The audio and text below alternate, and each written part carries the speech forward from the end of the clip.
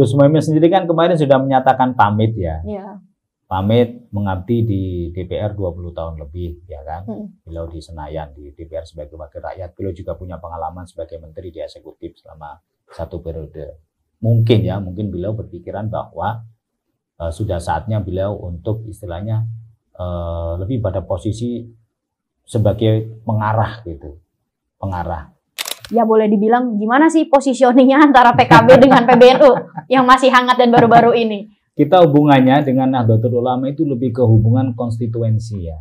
Hubungan pemilih dengan partai politik. Oke. Ya karena pemilih terbesar PKB itu adalah dari warga Nahdlatul Ulama. Tentu secara otomatis nggak usah dibuat kerangka teorinya. Otomatis pengabdian, khidmat PKB itu penikmat terbesar dari apa istilahnya kontribusi politik PKB pasti Jamiah Nahdlatul Ulama. Itu sudah nggak perlu diragukan lagi. Mereka punya loh tokoh besar yang menjadi perekat bagi bangsa ini. Yang kalau nggak ada beliaunya itu negara bisa pecah gitu. Itu Mbak. Langkah NU ini kemudian menjadi referensi bagi ormas-ormas Islam lain untuk mengakui Pancasila sebagai asas tunggal. Kalau NU tidak memutuskan menerima asas tunggal Pancasila, kita nggak bisa membayangkan bagaimana perpecahan di kalangan anak bangsa pada tahun 84. Menjadi penyelamat. Wajah DPR kemarin setelah pasca dilantik itu banyak riset, banyak penelitian, bahkan banyak survei yang mengemukakan bahwa dinasti politik dari tiap-tiap partai itu ternyata mengakar. Dari mulai orang tuanya, anaknya, sampai ke cucunya, sampai terus ke sanak saudaranya. Bagaimana fenomena ini Mas Zainul melihatnya? Oke, Assalamualaikum warahmatullahi wabarakatuh. Balik lagi sama saya, Robiatul Adawiyah, host dari Deep Talk Indonesia. Nah, kali ini kita kedatangan narasumber istimewa, Mas Zainul Munasihin, anggota DPR RI, fraksi Partai Kebangkitan Bangsa, PKB. Apa kabar, Mas? Alhamdulillah, baik. Terima kasih, Mbak Wiwi, udah diundang di podcast yang luar biasa ini. Siap. Terima kasih kembali, Mas, sudah mau hadir. Siap. Jadi Mas, kita hari ini mau ngobrolin soal dialektika demokrasi. Apalagi ini masa-masa transisi. Betul. Nah, kalau kita mengulik ke belakang, ini adalah ketiga kalinya Mas Zainul maju dalam pileg. Dan alhamdulillah kali pertama duduk sebagai anggota DPR RI. Alhamdulillah. Terima kasih. Kira-kira gimana Mas pengalamannya, boleh diceritakan dalam perjalanannya berarti 10 tahun lebih ini? Iya. Pertama terima kasih saya menyampaikan sudah diundang di podcast yang luar biasa di forum apa ini? Deep Talk Indonesia. Deep Talk ya, di Deep Talk podcast yang menurut saya mengapresiasi ya podcast Deep Talk ini karena menggali gagasan-gagasan terkait soal pengembangan demokrasi yang ada di Indonesia. Yang kedua, Mbak Wiwi, ini memang yang ketiga kalinya saya maju sebagai calon anggota legislatif dan baru yang ketiga terpilih ya dari dapil yang berbeda-beda. Ya, dulu saya di dapil Lamongan Gresik. Sebelum itu saya di dapil Jatim 6 di Tulungagung Blitar. Oke. Kemudian setelah itu ke dapil Lamongan Gresik tempat kelahiran saya. Tapi di dua dapil ini saya belum mendapatkan ya, belum tembuslah kursinya. Kemudian barulah di yang ketiga di dapil Jabar 4 Kota dan Kabupaten Sukabumi, alhamdulillah saya ditakdirkan bisa duduk di Senayan. Tentu saja ini perjalanan yang luar biasa buat saya karena dinamika politik di masing-masing dapil itu sungguh berbeda-beda. Karakteristik pemilihnya ada keunikan-keunikan tersendiri. Apalagi di tanah Sunda ya Mas ya? Iya, betul. Saya terima kasih sekali kepada warga kota dan Kabupaten Sukabumi yang sudah mempercayakan kepada PKB sehingga PKB punya 1 kursi sekarang di DPR RI dan saya juga terima kasih kursi itu dipercayakan kepada saya sebagai jembatan aspirasi warga kota dan Kabupaten Sukabumi. Ya. PKB sendiri berarti ini pencetus sejarah ya di kota Kabupaten Sukabumi dapat kursi. Betul. Ini baru pertama kali PKB mendapatkan kursi DPR RI dari dapil kota dan Kabupaten Sukabumi. Ya. Kira-kira fokusnya Mas Zainul tuh untuk membawa aspirasi di kota Kabupaten Sukabumi apa sih Mas? Selain yang dikedepankan UMKM dan juga pesantren. Apalagi kan kalau kita ngelihat potret wajah Sukabumi itu jalannya agak susah aksesnya, Mas. Kira-kira secara infrastruktur pandangan Mas Zainul gimana tuh? Ya, secara geografis memang Kabupaten Sukabumi itu boleh dibilang menantang ya. Ya, karena Sukabumi itu lengkap. Dia punya pantai, dia punya gunung, dia punya lembah, ya kan? Dia punya juga lahan pertanian yang menghampar gitu. Jadi topografinya itu memang benar-benar menantang. Nah, ketika saya turun ke Dapil, Mbak Wiwi, ada banyak aspirasi yang disampaikan ke saya. Yang banyak, yang paling sering memang soal infrastruktur. Iya, betul. Infrastruktur jalan gitu ya. Kemudian yang kedua menyangkut soal lapangan pekerjaan. Yang ketiga menyangkut soal pendidikan keagamaan atau pesantren. Nah, karena tiga hal itu yang selama ini disampaikan, dititipkan kepada saya pada saat saya berkampanye, tentu saya sebagai wakil dari warga kota dan Kabupaten Sukabumi akan berusaha sekuat tenaga saya untuk memperjuangkan tiga aspirasi prioritas ini. Tapi tentu semuanya nanti akan berpulang kepada di mana komisi yang nanti akan saya duduki gitu. Karena kan masing-masing komisi itu beda concernnya, misalnya infrastruktur itu di komisi 5, kemudian pesantren itu di komisi 8, gitu kan. Kemudian lapangan pekerjaan, UMKM itu ada di komisi 6 dan juga di komisi 11. Kami di fraksi PKB sudah diatur melalui pimpinan fraksi untuk ditempatkan di komisi-komisi, gitu ya.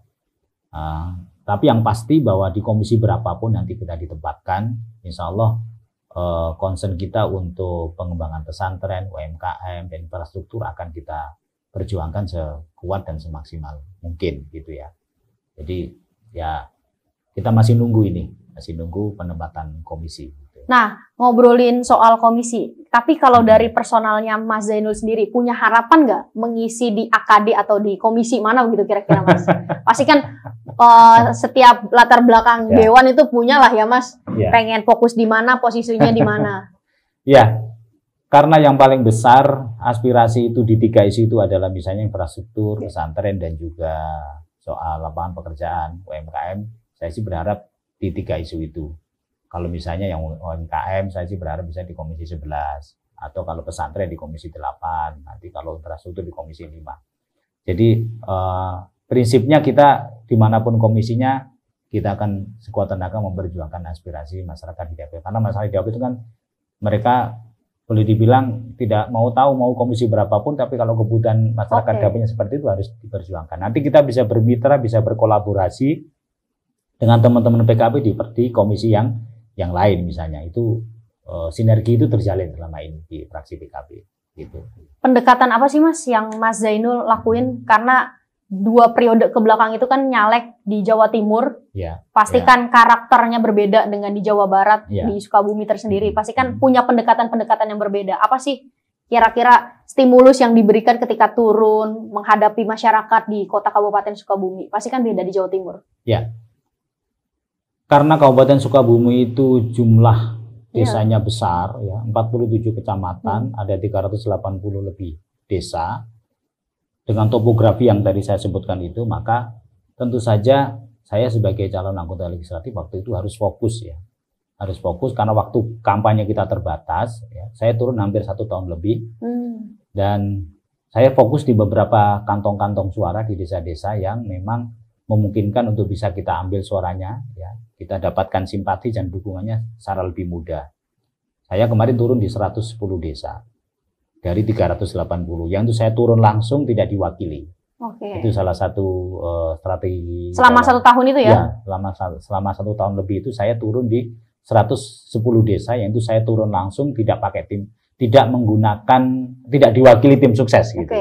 Ya, kalau yang di sana lain saya mungkin pakai relawan, pakai tim bisa. Tapi kalau yang 110 desa ini, saya terjun langsung, turun langsung, ketemu dengan para relawan, dan saya waktu itu membentuk yang namanya relawan TPS ya, bersama dengan teman-teman tandem. Saya bekerja dengan teman-teman tandem, berkolaborasi, dan itu sangat membantu saya pada saat kita menjalankan strategi kampanye, karena waktunya lebih efektif, cost-nya juga lebih murah karena kita berkolaborasi antara saya dengan caleg provinsi, yaitu Ketua DPC Pak Hasyim Adnan, dan juga caleg-caleg kabupaten yang waktu itu memang bersama-sama punya tekad kuat untuk melahirkan satu kursi, ya, memecahkan telur kursi PKB untuk DPR RI. Dan alhamdulillah tekad bersama dengan teman-teman itu berhasil kita wujudkan. Jadi lebih banyak karena kita punya spirit yang sama. Spirit yang sama bahwa PKB harus pecah telur ini di Dapil Jabar 4. Dan alhamdulillah pecah telur ya Mas ya. Betul, gitu. Oke. Nah, masih ngobrolin soal terkait PKB nih Mas. Ini kan kita kemarin sempat ngelihat ada wajah baru dari PKB. Ya. Hadir dari kalangan-kalangan muda yang direkrut menjadi badan harian di kalangan PKB. Nah, kira-kira PKB sendiri itu punya pendekatan isu-isu terkait anak muda itu apa aja Mas? Karena kan sekarang kan Gen Z dan Gen Alpha itu punya keresahan, misalnya sederhananya sebagai generasi sandwich yang mereka itu dibebankan tuntutan hidup untuk terlibat ngurusin orang tua, keluarga, rumah, terus belum lagi mental health. Ternyata dalam riset Mas, sekarang anak muda itu karena merasa kesendirian, dia lebih mudah mengekspresikan kesendiriannya itu dengan banyak belanja, dengan cari hiburan. Nah, concern ini ada nggak sih Mas di PKB atau ada stimulus apa gitu yang mau dilakuin sama PKB dengan kelompok anak mudanya sebagai badan harian? Ya. Mbak Wiwi, keberpihakan PKB ke anak-anak muda itu sudah kita lakukan jauh-jauh hari ya. Kenapa? Karena kepengurusan PKB itu boleh dibilang diisi oleh anak-anak muda. Sebelum yang sekarang yang terakhir AIS dan kawan-kawan bergabung itu, secara usia di pengurus harian PKB sendiri ada banyak anak muda gitu, termasuk ada saya dan juga Pak Sekjen. Sekjen PKB Pak Hasan itu kan juga masih terbilang muda lah dalam pengertian untuk angkatan-angkatan politisi dibandingkan partai-partai yang lain. Dan itu juga dulu dirintis oleh Gus Dur kan. Almarhumlah Gus Dur waktu itu 98 ketika mendirikan PKB, ketika banyak politisi senior mengusulkan atau diusulkan menduduki jabatan sekjen, Gus Dur lebih memilih Pak Muhaimin Iskandar yang usianya masih 30-an tahun, ya kan, termasuk menjadi wakil ketua DPR RI di usia yang sangat muda. Nah, tradisi ini yang kemudian dilanjutkan oleh Gus Muhaimin ketika Gus Muhaimin kemudian mencetuskan ide mengangkat anak-anak muda usia 20-an tahun menjadi pengurus harian PKB, dan itu dibuktikan kemarin sudah deklarasi anak-anak muda, ada Neng Ais, ada Najmi, ada ada Gibran dan juga kawan-kawan yang lain. Nah, saya kira ini akan mendorong PKB untuk melompat ya, ada lompatan politik terkait dengan usia kepengurusan partai. Kenapa? Karena kita nggak boleh nih sampai partai politik ini stuck di usia-usia tua. Kenapa? Karena kalau kita tidak segera melakukan lompatan regenerasi, generasi Gen Z dan milenial ini akan semakin susah dan juga terbelakang untuk bisa masuk ke partai politik gitu. Makanya ini strategi yang sangat jitu oleh Gus Muhaimin mengkolaborasikan secara konkret antara kepengurusan anak-anak muda dan kepengurusan yang lebih senior gitu. Dan sekarang sudah mulai running ya, Itu terkait dengan keterlibatan person-person anak-anak muda. Selain itu, PKB juga punya concern di isu-isu anak muda. Isu-isu anak muda itu sekarang kan banyak menyangkut soal misalnya lapangan pekerjaan, pendidikan, kemudian mental health. Itu juga menjadi concern di PKB untuk bagaimana kita memotret dalam rangka 2045 ini Indonesia Emas itu benar-benar tuan rumahnya adalah anak-anak muda gitu. Karena mereka lah yang akan memegang jabatan-jabatan strategis pemerintahan dan juga di sektor-sektor swasta. Kalau ini tidak kita siapkan hari ini, mereka memimpin, dilatih untuk memimpin, diberi kepercayaan untuk memimpin, kapan lagi mereka akan bisa belajar lebih cepat gitu. Kalau kita nunggu 2045, khawatir nanti kita sudah sangat terlambat gitu. Nah, ini startnya dari sekarang memang. Gitu. Jadi boleh dibilang dengan loncatan-loncatan PKB menghadirkan badan harian dari anak muda, ini bisa dibilang nggak sih Mas kalau Gus Muhaimin Iskandar tuh sedang menyiapkan proses transisinya untuk jadi purnawirawan begitu dari PKB atau gimana kira-kira Mas? Iya. Gus Muhaimin sendiri kan kemarin sudah menyatakan pamit ya. Pamit mengabdi di DPR 20 tahun lebih ya kan. Beliau di Senayan di DPR sebagai wakil rakyat. Beliau juga punya pengalaman sebagai menteri di eksekutif selama 1 periode. Mungkin beliau berpikiran bahwa sudah saatnya beliau untuk istilahnya lebih pada posisi sebagai pengarah gitu, pengarah, bukan sebagai pengendali teknis organisasi kepartaian gitu. Dan menurut saya kita sangat mengapresiasi, ya, kita sangat mengapresiasi keputusan Gus Muhaimin ini, kita menghargai, walaupun kita juga agak berat, Mbak. Kita punya Gus Muhaimin masih on handle gitu, PKB gitu, tapi karena kenapa begitu, Mas? Karena PKB belum menyiapkan pengendala teknisnya atau gimana? Bukan, ya kita selama ini kan menganggap Gus Muhaimin itu sebagai sentral dari seluruh leadership dan kepemimpinan di PKB gitu.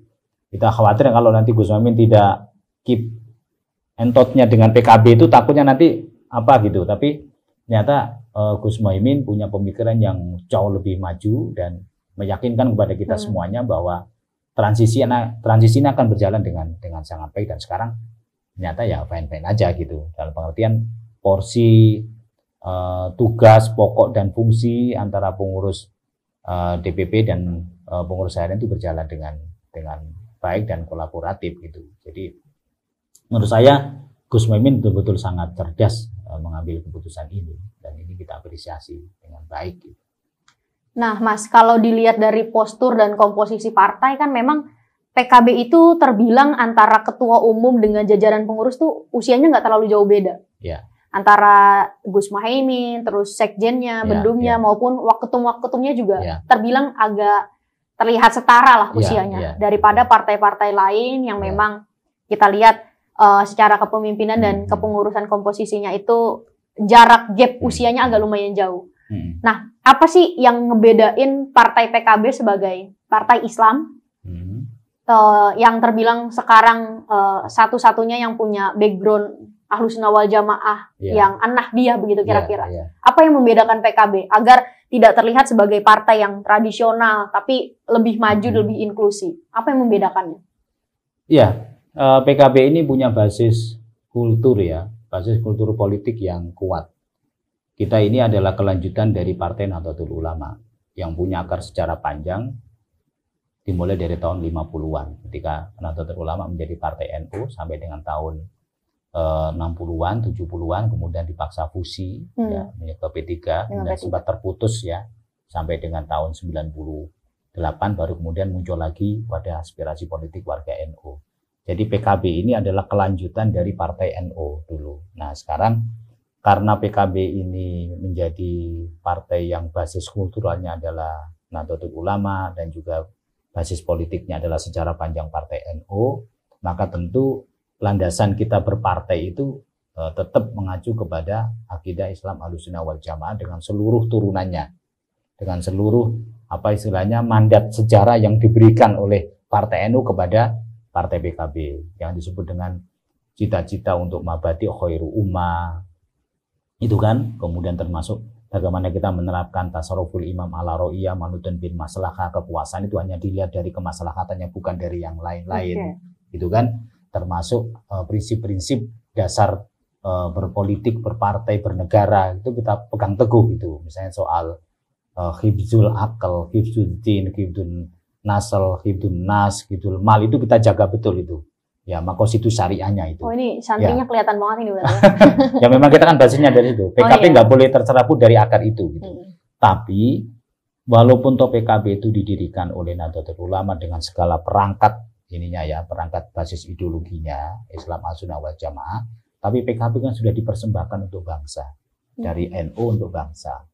Oleh karena itu PKB harus juga memberi ruang yang luas kepada kelompok-kelompok di luar Nahdlatul Ulama untuk ikut ambil bagian membesarkan Partai Kebangkitan Bangsa. Dan Gus Muhaimin membuktikan itu dalam kepemimpinan beliau dari 2009 sampai sekarang. Kursi-kursi PKB itu bertambah, ya rata-rata ada dari basis-basis baru, basis-basis non-Muslim, basis-basis Muslim, tapi yang selama ini pemahaman keagamanya, misalnya gitu, tidak terlalu lekat dengan NU.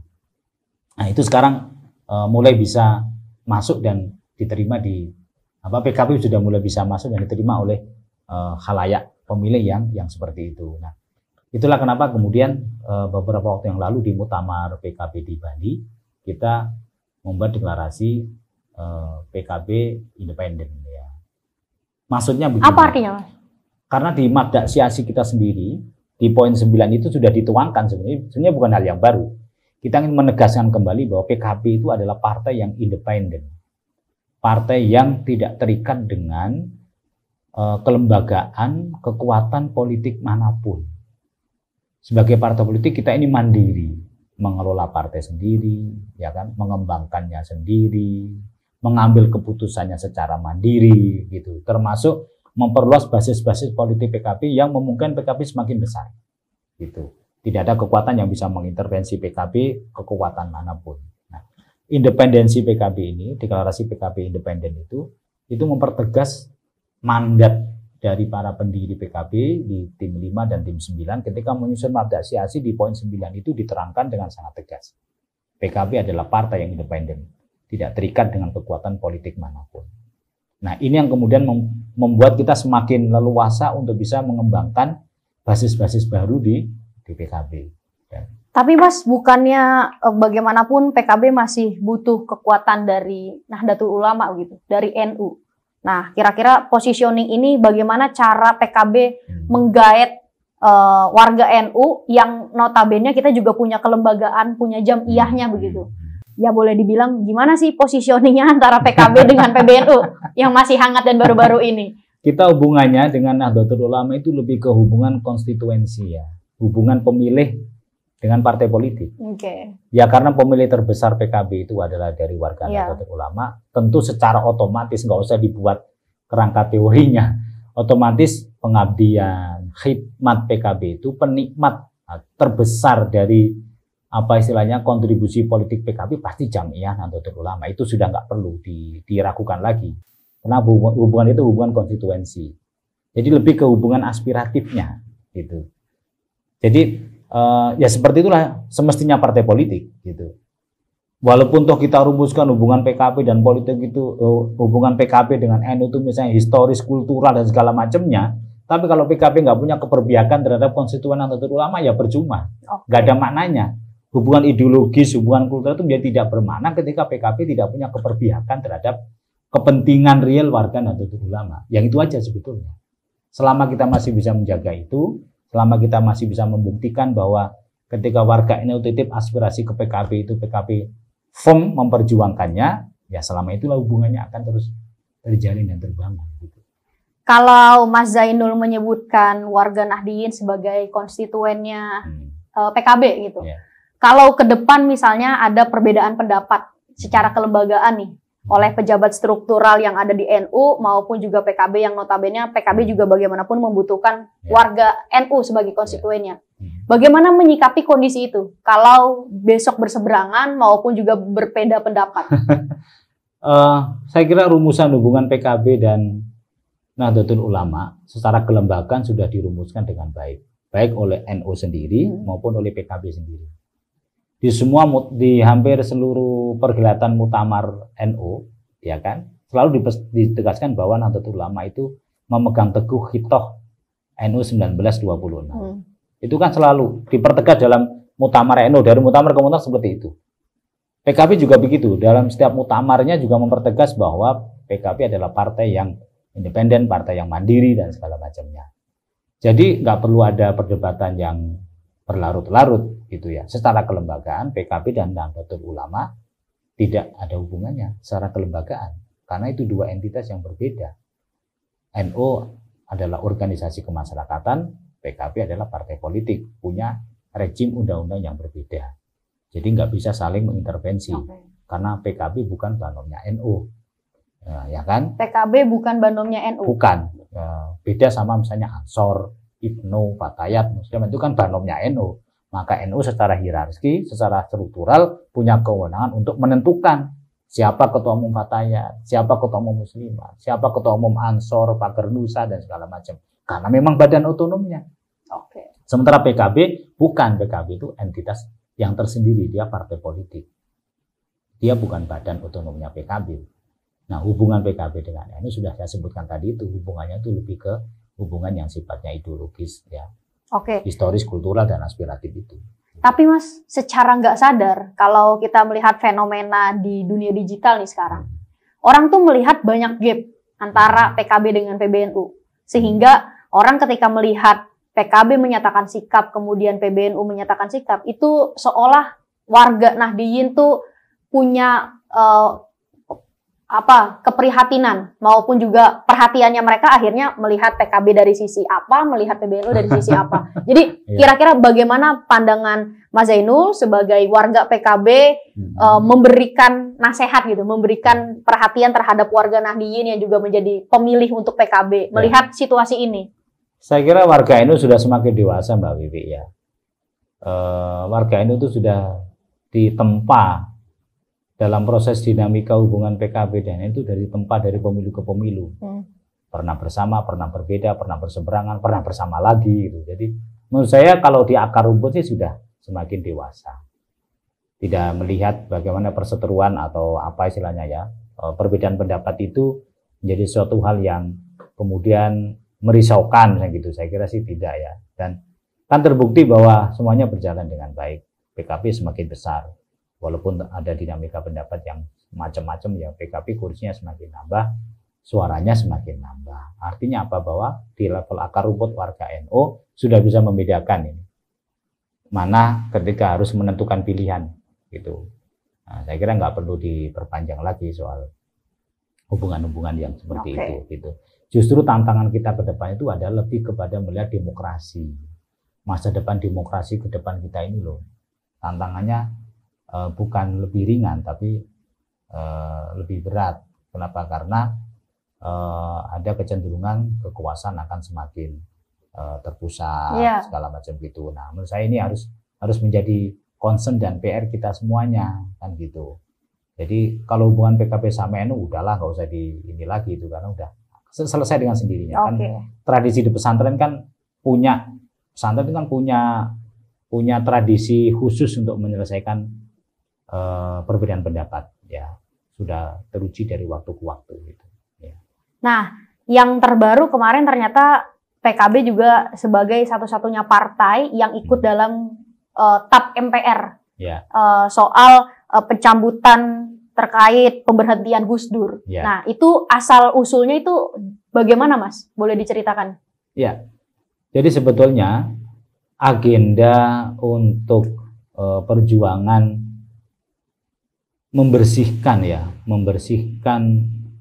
nama Gus Dur pada saat pemakzulan tahun 2001 itu disuarakan terus oleh fraksi PKB. Nah, tapi kemarin kita menemukan momentumnya bersama dengan beberapa presiden Pak Karno dan segala macamnya itu. Nah, itu momentumnya dan itu betul-betul adalah perjuangan dari fraksi PKB karena kita ingin bahwa peristiwa pemakzulan Presiden Gus Dur 2001 itu memang itu secara ini nggak bisa dibuktikan ya. Kesalahan-kesalahan beliau tidak terbukti. Tuduhan bahwa beliau melakukan korupsi itu kan terbukti oleh pengadilan tidak ditemukan gitu. Kemudian soal bahwa Gus Dur melakukan tindakan yang sifatnya inkonstitusional juga tidak ada gitu. Gus Dur itu sedang memperjuangkan demokrasi kita, justru sedang melaksanakan tugas-tugas konstitusionalnya beliau sebagai presiden, ya kan? Ketika terjadi dinamika politik yang sudah di luar batas, Gus Dur melakukan dekret presiden. Dekret kan diatur oleh konstitusi. Jadi kalau kemudian ketika Gus Dur melakukan dekret dianggap itu melanggar konstitusi kan aneh. Ya. Karena dekret itu diatur oleh konstitusi, gitu. Nah, itulah kenapa fraksi PKB kemarin menyampaikan di sidang MPR kita mengusulkan untuk melakukan pencabutan TAP MPR nomor 2 tahun 2001 tentang pertanggungjawaban presiden. Kan waktu pertanggungjawaban presiden ditolak dengan alasan yang tadi itu diduga terlibat kasus korupsi dan juga melakukan tindakan inkonstitusional karena mengeluarkan dekret presiden. Nah, dua substansi yang disebutkan dalam sidang MPR itu tidak terbukti gitu. Nah, karena tidak terbukti maka harus dipulihkan, harus dikembalikan marwah dan martabat Al-Maghfurlah Kiai Haji Abdul Rahman Wahid, dan alhamdulillah itu berhasil. Kita cabut TAP MPR itu dan dengan demikian maka pemakzulan Gus Dur pada saat itu secara alasan yang dipakai itu gugur ya, batal demi hukum. Walaupun kita tidak mungkin kembali ke belakang lagi kan, itu jadi pembelajaran sejarah kita ke depan. gitu. Jadi kalau ada yang bilang Gus Dur bersalah, itu sudah terhapuskan gitu. Jadi hal itu juga yang jadi pemicu kemarin juga PKB mengeluarkan langkah terbaru agar Kemendikbud ikut terlibat, harus membersihkan nama baik Gus Dur dalam sejarahnya. Nah, kira-kira apa sih Mas yang diinginkan oleh PKB tentang sejarah kita terhadap Gus Dur, begitu juga yang ada di Kemendikbud? Karena kemarin kan kita lihat salah satunya dari elit PKB mengeluarkan statement tersebut. Ya, betul. Enggak, kita ingin seperti itu karena apa? Agar ini jadi pembelajaran kepada anak-anak didik kita. Bahwa jasa Gus Dur terhadap bangsa ini untuk menjaga NKRI itu enggak main-main loh. Gus Dur itu beberapa kali menjadi penyelamat bangsa ini dari perpecahan. Pada tahun 84 ketika Pak Harto melakukan kebijakan asas tunggal Pancasila, di mana Pak Harto memaksakan seluruh ormas keagamaan, ormas Islam harus asas tunggal Pancasila. Waktu kan terjadi penolakan yang luar biasa. Hampir mayoritas ormas Islam keberatan, menolak untuk mencantumkan Pancasila sebagai asas tunggal. Gus Dur dengan para kiai waktu itu membuat terobosan baru bahwa NU, ormas Islam terbesar, memutuskan untuk menerima Pancasila sebagai asas tunggal. Langkah NU ini yang kemudian menjadi referensi bagi ormas-ormas Islam lain untuk mengakui Pancasila sebagai asas tunggal. Kalau NU tidak memutuskan menerima asas tunggal Pancasila, kita nggak bisa membayangkan bagaimana perpecahan di kalangan anak bangsa pada tahun 84. Menjadi penyelamat. Tahun 90 juga begitu. Ketika di eranya Pak Harto mulai muncul sentimen, mulai muncul Islam formalis, menguat segala macamnya itu dengan organisasi waktu ormas keislaman segala macamnya. Gus Dur mengambil jalan lain yang membentuk yang namanya Forum Demokrasi, Fordem.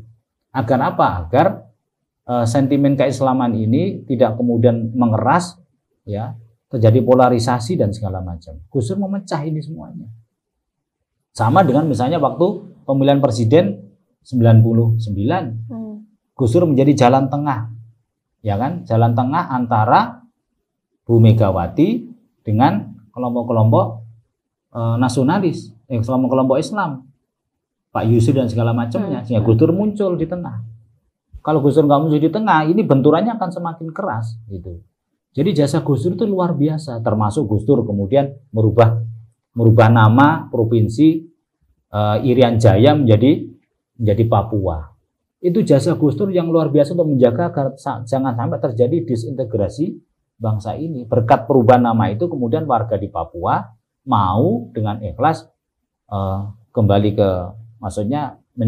menjadi satu dengan berdaulat menjadi bagian dari NKRI. Banyak sekali, belum lagi soal hak-hak minoritas, Konghucu dan segala macamnya itu. Itu semuanya jasanya Gus Dur yang sangat besar.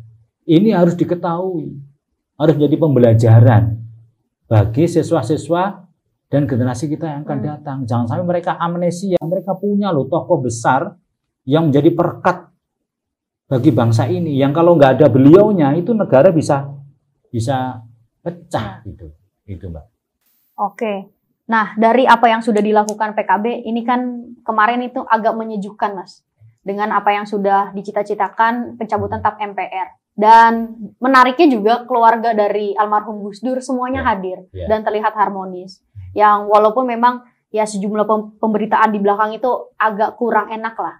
Cuman kemarin sudah mulai dibuktikan oleh PKB. Nah, kira-kira bagaimana harmonisasi antara keluarga Gus Dur dengan PKB yang kemarin terjalin itu, siapa penyambungnya Mas? Atau bagaimana rangkaian sampai bisa sejauh itu untuk bisa hadir bareng sama keluarga Gus Dur? Ya, momentum kemarin memang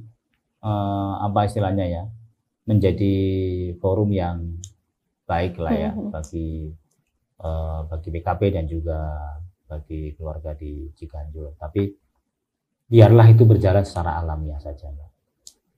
Karena dinamika politiknya kan kita sudah sama-sama tahu dan tidak perlu kemudian kita mempertajam, memperuncing termasuk misalnya memaksa-maksakan agar ini nggak perlu gitu. Biar nanti berjalan secara alamiah. Kenapa? Karena sebetulnya semua orang di PKB itu sangat cinta kepada Gus Dur. Kita ini mengagumi beliau sebagai guru bangsa itu betul-betul benar-benar lah guru bangsa dan juga gurunya PKB. Jadi menurut saya nanti akan berlangsung secara alamiah saja, nggak perlu kemudian dipaksa-paksakan, dan komitmen kita terhadap perjuangan Gus Dur kan tetap kita jaga dengan baik ya. Soal penegakan demokrasi, soal kebinekaan, pluralisme itu menjadi spirit dan roh dari semangat perjuangan PKB yang nggak akan pernah luntur sampai kapanpun gitu. Ya nanti tinggal dilihat kalau misalnya PKB mulai ya tinggal diingatkan saja. Tapi sampai hari ini insya Allah PKB masih ada dalam jalan perjuangan politik yang diamanatkan oleh Al-Maghfurlah Kiai Haji Abdul Rahman Wahid. Oke, siap. Nah, Mas, yang menarik nih, beberapa hari ke depan kan kita sudah mulai memasuki masa transisi pemerintahan, tanggal 20 Oktober. Ya. Dan kita tahu kemarin posisi dan sikap dari PKB. Kemudian proses transisi ini bagaimana sih PKB menyikapinya? Apalagi kan desas-desus muncul bahwa seluruh kelompok partai itu akan masuk dalam pemerintahan, termasuk PDIP sekalipun. Nah, kira-kira melihat wajah demokrasi yang hampir tidak ada oposisinya dari teman-teman partai politik, kira-kira itu gimana, Mas? Melihat demokrasi ke depan? Ya gini, rumusan demokrasi kita ini memang agak unik ya. Indonesia itu punya sejarah perjalanan demokrasi yang betul-betul apa istilahnya sangat unik dibandingkan dengan negara-negara di Eropa maupun juga di Amerika, di mana demokrasi kita itu mengalami perjalanan yang berbeda-beda dari kurun waktu ke kurun waktu. Kita pernah melalui proses yang disebut dengan demokrasi parlementer, pernah. Kita juga pernah melalui proses demokrasi terpimpin waktu eranya Bung Karno. Kita juga pernah melalui proses demokrasi Pancasila waktu zamannya Pak Harto. Kemudian kemarin yang sekarang ini demokrasi reformasi. Nah, saya kira terkait dengan kecenderungan nanti seluruh partai politik atau mayoritas partai politik bergabung di pemerintahan yang baru, itulah kekhasan dan keunikan demokrasi di Indonesia. Kenapa? Karena kan kita ini mengenal asas yang disebut dengan gotong royong, permusyawaratan. Kalau kita baca Pancasila itu kan sila keempatnya kan permusyawaratan dalam perwakilan. Artinya apa? Bahwa demokrasi kita itu sebetulnya lebih mengedepankan kegotong royongan dan permusyawaratan, kebersamaan sebagai sebuah keluarga besar bangsa Indonesia. Kalau kemudian dipermasalahkan nanti tidak ada oposisi dan segala macam, kemudian demokrasi mati dan lain-lain, menurut saya itu harus dikaji lagi. Harus dikaji lagi. Kenapa? Karena pilar-pilar demokrasi itu kan juga banyak. Partai politik salah satu pilar demokrasi, tapi masih ada kan kekuatan civil society, masih ada pers, ya kan, jurnalis, media masih ada. Apalagi sekarang ini kan eranya era sosial media. Semua orang bisa menjadi wartawan, semua orang bisa bikin koran, semua orang bisa jadi jurnalis gitu. Artinya apa? Bahwa kami optimis dan yakin walaupun misalnya nanti mayoritas partai politik bergabung di pemerintahnya Pak Prabowo, proses check and balance itu masih akan terus berjalan gitu, karena ada kekuatan civil society. Partai politik seperti PKB pun pasti akan juga melihat secara objektif perjalanan kebijakan-kebijakan pemerintah Pak Prabowo, walaupun kita misalnya ada di dalam. Kita akan melihat kalau ada kebijakan-kebijakan yang memang kurang tepat, tentu kita tidak akan segan-segan untuk juga mengoreksi. Cuman cara mengoreksinya mungkin beda antara partai yang di luar kekuasaan dengan partai politik yang ada di dalam. Gitu. Tapi kalau soal koreksinya kan sama. Gitu. Nah, jadi bagi saya sebetulnya tidak perlu ada yang dikhawatirkan. Apalagi tantangan kita ke depan ini kan semakin tidak ringan. Ekonomi dunia kan semakin melemah, ya kan? Kalau kemudian stabilitas politik kita tidak betul-betul terjamin, ya kan? Itu bisa mengganggu agenda-agenda ekonomi kita, agenda-agenda pembangunan kita. Jadi kebersamaan itu menjadi salah satu hal yang penting bagi pemerintahan ke depan. Dan kita melihat karakter Pak Prabowo kan memang orangnya kan ingin bersama, ingin merangkul semuanya. Menurut saya ini positif, jangan disuudoni ya, jangan dilihat secara parsial gitu, jangan dicurigai gitu segala macamnya begitu. Yang penting kita tetap menjaga bagaimana pilar-pilar demokrasi yang lain tetap berjalan, ya kan? Dan kritisisme itu tetap apa istilahnya kita rawat ya, dengan dengan resources yang kita punya. Dan PKB insya Allah masih akan tetap konsen di jalur itu. Gitu. Walaupun memang Mas bagi sebagian masyarakat melihat kondisi ini kan apalagi pengawasan dari pemerintah yang paling menjadi simbol itu kan DPR nantinya Mas. Ya. DPR sendiri dengan 580 anggota dewannya dan mereka notabene berpartai politik masuk dalam pemerintahan. Cara paling efektif memberikan pengawasan, memberikan kritik terhadap pemerintah itu bagaimana Mas? Apalagi kita melihat kemarin ke belakang banyak perjalanan demonstrasi misalnya di parlemen yang itu kita lihat perjalanan yang sangat miris karena teman-teman parlemen yang begitu kuat Mas dalam sistem. Nah, kira-kira ke depan ini akan bagaimana kalau kondisinya seluruh partai politik masuk ke dalam? Apa sih langkah konkret yang paling efektif di parlemen sendiri, Mas, terhadap pemerintahan? Ya, parlemen itu, fraksi itu kan kepanjangan dari partai. Iya. Ya kan? Ya, kepanjangan dari partai. Ya, sangat tergantung dari partai politiknya. Bagaimana ruang demokrasi itu berjalan di internal partai politik. Kalau di PKB berjalan. Setiap masalah-masalah kebijakan strategis yang diputuskan di parlemen, pasti kita bahas di partai politik. Nah, sekarang kan Mbak Wiwi tahu nih di partai politik di PKB ini ada banyak anak-anak usia muda yang selama ini menjadi ya termasuk salah satu dari penggerak ya gerakan-gerakan demonstrasi itu kan yang sekarang jadi pengurus harian itu pasti mereka ya kan pasti mereka akan jadi kontrol yang kuat tuh bagi kita gitu untuk selalu mengingatkan bahwa kebijakan yang diambil di parlemen itu harus berbanding lurus dengan proses demokrasi kita yang sehat. Ya kan keperpihakan kepada masyarakat yang lemah kan pasti akan terus seperti itu dialektikanya akan terus berjalan nggak perlu dikhawatirkan gitu itu kalau di PKB. Kalau partai lain saya nggak tahu ya karena kan itu rumah tangga orang lain. Kalau di PKB saya kok optimis dan yakin bahwa walaupun PKB masuk di pemerintahan objektivitas kritisisme itu kan masih akan terus terjaga.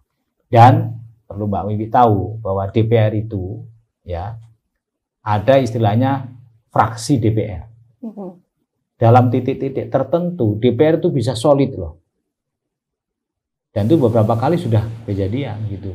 Solidaritas sesama anggota DPR ya kan itu kadang-kala juga muncul gitu. Kenapa? Karena mereka juga bergerak dari keresahan begitu kira-kira. Karena mereka juga ada pertanggungjawaban kepada konstituennya kan gitu loh. Jadi menurut saya kalau sudah DPR itu ada memang ada fraksi-fraksi. Tapi pada satu titik tertentu mereka juga punya keberpihakan terhadap masyarakat yang mereka wakili. Gitu. Artinya Mas Zainul secara sah mau menyampaikan bahwa PKB sekarang masuk dalam pemerintahan dan mendukung pemerintahan yang baru. Iya, kita sudah putuskan di Muktamar di Bali sudah kita putuskan bahwa PKB akan bergabung berkoalisi dengan Gerindra, dengan Pak Prabowo, dengan pemerintahan yang baru. Kita akan mendukung sepenuhnya kerja-kerja pemerintahannya Pak Prabowo. Itu sudah jadi keputusan pertama. Oke. Gitu. Nah, Mas, yang barangkali terakhir, sekarang wajah DPR kemarin setelah pasca dilantik itu banyak riset, banyak penelitian, bahkan banyak survei yang mengemukakan bahwa dinasti politik dari tiap-tiap partai itu ternyata mengakar. Dari mulai orang tuanya, anaknya, sampai ke cucunya, sampai terus ke sanak saudaranya. Bagaimana fenomena ini Mas Zainul melihatnya? Apalagi kalau kita melihat sekarang postur aktivis, kemudian teman-teman NGO, teman-teman LSM, ataupun sosial masyarakat melihatnya kan kita rasanya sudah tidak punya kesempatan yang sama kalau melihat dinasti politik terus mengakar. Nah, kira-kira pandangan Mas Zainul itu gimana? Iya, saya kira itu sangat kembali kepada kompetensi ya. Sebetulnya dinasti nggak dinasti itu harus dilihat dari kompetensinya. Dia punya kompetensi nggak untuk menduduki jabatan itu. Kita nggak boleh misalnya gini, ada anaknya orang tertentu tapi karena gara-gara dinasti dia nggak boleh mengisi jabatan tertentu. Padahal dia punya kompetensi, dia layak untuk menduduki jabatan itu. Nggak fair juga kan? Jadi ukurannya itu bukan soal dinasti atau tidak dinasti, tapi orang itu punya kompetensi nggak untuk bisa menduduki jabatan itu. Walaupun toh dia bukan anaknya siapa-siapa, ya kan? Yang non dinasti, tapi kalau dia memang nggak layak, ya nggak layak aja, nah, kan gitu. Nah, bagi saya secara pribadi sih ingin melihat ke depan proses recruiting dalam pencalekan, dalam penentuan jabatan-jabatan strategis itu bisa lebih terbuka, karena kompetisi dan kontestasi akan bisa lebih terjamin, kan gitu. Nah, kalau di PKB saya nggak tahu ke partai lain ya. Kalau di PKB rekrutmen politik itu kita buka luas. PKB adalah satu-satunya partai politik yang membuka pendaftaran pilkada, cakada secara terbuka. Ada 3.200 orang yang melamar di PKB. Di pilkada ini? Di pilkada ini. Menjadi calon kepala daerah, baik gubernur maupun bupati dan wali kota. Kita buka seluas-luasnya. Ketika mereka nggak bisa daftar di bawah, mereka bisa daftar langsung ke DPP. DPP nggak dapat ruang, mereka bisa dari bawah. Kita buka ruang itu. Artinya apa? Bahwa sistem rekrutmen politik seperti ini harus kita kembangkan ke depan. Dalam rangka apa? Untuk menemukan sosok-sosok figur-figur yang punya kompetensi. Yang tadi yang Mbak Wi khawatirkan soal dinasti tadi itu. Dinasti itu nggak perlu di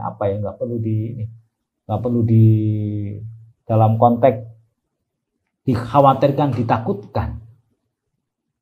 Cara melawannya tanda kutip itu adalah kita buka ruang seluas-luasnya untuk ruang kontestasi sehingga semua orang punya kesempatan yang sama. Di PKB dari 68 anggota DPR PKB yang sekarang mungkin bisa saya katakan 90% isinya aktivis. Isinya aktivis. Background-nya itu aktivis. Background-nya. Ya, itu menunjukkan bahwa kami di PKB ruang untuk berpolitik itu dibuka sangat lebar untuk seluruh unsur ya masyarakat. Apalagi Mas, kalau ngelihat kondisinya hari ini, teman-teman yang mahasiswa lulusan dalam negeri, itu juga kita punya kekhawatiran karena satu dekade terakhir ini, dalam 10 tahun terakhir, kalau boleh dibilang pejabat-pejabat elit yang kita lihat, itu banyak lulusan-lulusan luar negeri. Belum lagi yang usia muda, teman-teman yang jadi CEO muda, direktur muda, ataupun dari anak partai politik, atau dari anaknya kementerian, dan lain hal sebagainya. Itu pertarungan dan gap-nya itu semakin nyata antara lulusan dalam negeri dengan lulusan luar negeri. Nah, menyikapi hal ini, apakah PKB sendiri punya stimulus untuk memberikan pandangan bahwa kita itu punya kompetensi yang unggul dan siap berdaya saing? Kira-kira apa pesannya dari Mas Zainul? Ya, di PKB itu apa istilahnya ya? Rute politik di PKB itu adalah rute politik yang disebut dengan politik maraton. Ya, itu yang dulu juga diajarkan oleh Al-Makfur lah, ya, Kiai Haji Abdurrahman Wahid, bahwa berpolitik itu yang benar itu adalah dengan maraton, bukan melalui jalur sprint yang lari cepat itu. Caranya gimana tuh Mas kalau maraton? Maraton itu begini, politik itu bertahap, jenjang karir itu bertahap, gitu. Gus Dur saja untuk jadi presiden, dia butuh waktu 30 tahun lebih untuk menyiapkan diri layak jadi presiden. Jadi jangan dikira Gus Dur jadi presiden itu dengan tiba-tiba. Ada proses yang beliau lalui cukup panjang. Begitupun Gus Muhaimin. Jadi ketua umum PBNU 3 periode. Baru bisa jadi presiden. Dimulai dari nulis di koran, jadi kolumnis, jadi penulis artikel. Coba bayangkan, meniti karirnya itu Gus Dur itu. Menjadi ketua DKJ, ya kan, Dewan Kesenian Jakarta. Kemudian menjadi ketua Fordem. Berjejaring dengan begitu banyak orang dari semua level selama 30 tahun. Ya kan? Gus Dur saja loh. Yang cucunya Hadratus Syekh meniti karirnya dengan maraton. Apalagi orang-orang seperti kita. Terus kemudian sok-sokan mau pakai jalur sprint. Ya kan? Ya nggak bisa. Nggak bisa. Ya kalau ada yang mau pakai jalur sprint ya silakan. Tapi ya kalau Anda tidak biasa lari cepat, kan atlet itu kan begitu, atlet maraton sama atlet sprint itu nggak boleh sama tuh. Pelari yang selama ini jadi di maraton itu nggak boleh main di sprint, karena kalau ngatur nafasnya juga iya, beda ya. kan gitu. Nah, di politik juga begitu. Kalau Anda memang nggak punya cukup resources untuk jalur sprint, ya jangan memaksakan di jalur sprint. Contoh misalnya saya, ya kan, 3 kali pemilu baru bisa lolos Ya. jadi anggota DPR, kan maraton, ya kan. Yang penting itu konsistensi, istiqomah, mengabdi, berjuang di partai, gitu. Nah, menurut saya itu yang mungkin perlu kita sampaikan ke teman-teman ya, bahwa misalnya ada 1-2 orang misalnya gitu, kemudian dia berhasil menduduki posisi tertentu karena privilege segala macam, ya kan nggak bisa disamakan. Lah Anda punya privilege nggak? Kalau Anda nggak punya privilege, ya jangan menyamakan diri punya privilege, kan gitu. Tapi bahwa partai memberikan ruang kepada Anda. Kalau Anda mau berkarir secara istiqomah, Anda tetap akan sampai di tujuan itu. Gitu. Tinggal sekarang Anda mau nambah speed nggak gitu untuk sampai ke sana. Dan Gitu PKB aja. adalah partai yang paling banyak diisi oleh para aktivis. Ya. Dan terbuka luas. Ya, terbuka luas, dan sampai sekarang isinya adalah para aktivis. Gitu. Terakhir Mas, bagaimana 5 tahun ke depan dengan 10 kursi penambahan PKB dari Ya. periode sebelumnya, membawa banyak aspirasi di parlemen dengan wajah baru, apa kira-kira yang akan dibawa oleh PKB dan beda dari partai-partai yang lain? Saya kira 5 tahun yang akan datang ini akan menjadi tantangan bagi partai politik termasuk PKB.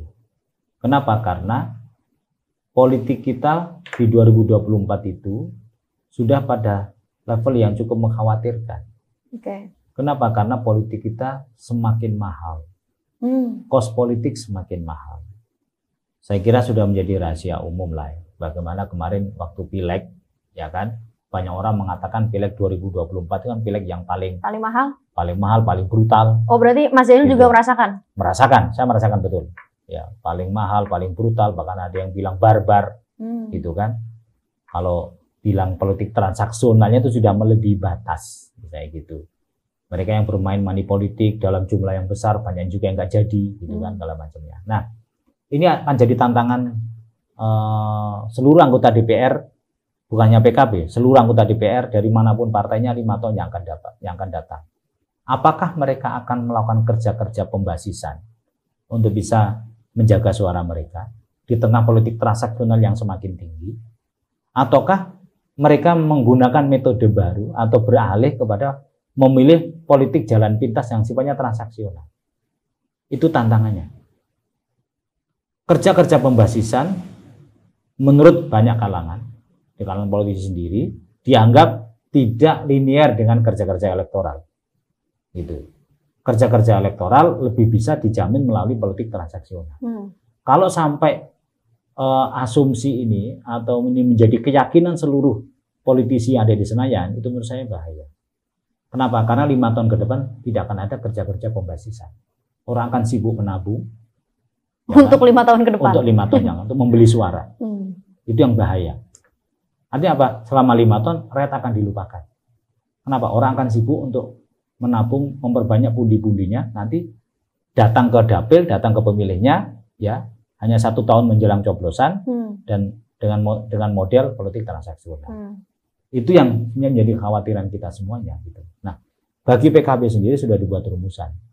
Kita di PKB bahwa 5 tahun yang akan datang, seluruh politisi PKB tetap harus berpedoman pada kerja-kerja pembasisan. Kerja-kerja elektoral, back to dapil. Ya, kerja-kerja elektoral harus didapat melalui insentif kerja-kerja pembasisan. Nggak boleh. Kenapa? Karena itu bisa merusak demokrasi kita ke depan.